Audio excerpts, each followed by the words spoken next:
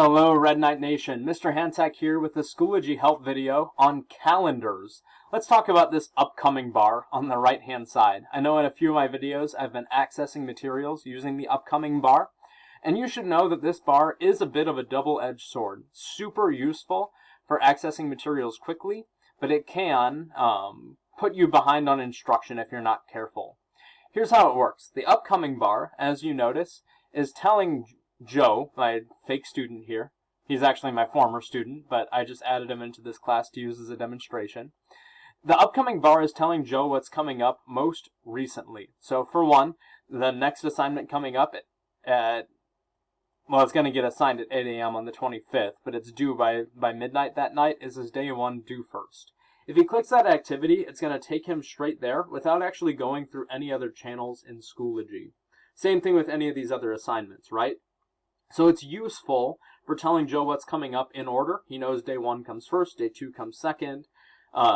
This new student intro video is due at the same time as his day two due first, and it goes on and on and on based on due dates. Where it gets a little bit tricky is, let's say Joe clicks on this assignment. It takes him straight to this assignment, but it doesn't cover the instruction that comes before that assignment. So one bad habit that you want to make sure you avoid is just using that upcoming bar to get to your assignments without actually going through your teaching, going through the instruction that your teachers build for you in your courses. So I would use that upcoming bar just to know what's coming up.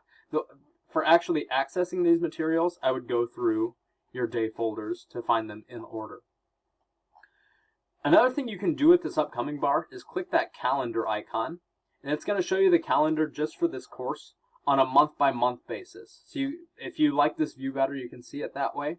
I know in my courses, I've also added like days off of school just to give you some context on where things are. I put major due dates that I already know about, so our unit test will be on the 30th and the 1st, depending on which class that you're in. I put the end of grading periods in mine as well. So your calendar will tell you how to access those things. Notice there's also a week calendar that breaks it up by hours. That gets a little extreme there. Or your day calendar, which breaks it up by hours with a longer view. You do have a calendar for seeing everything for all of your classes right up above on the little calendar view. This will probably get pretty packed as your teachers keep adding in materials. So like for Joe right here,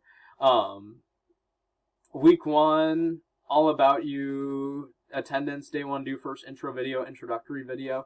I think these are all for 2 classes of Joe's right now. So I would be careful with that big calendar view.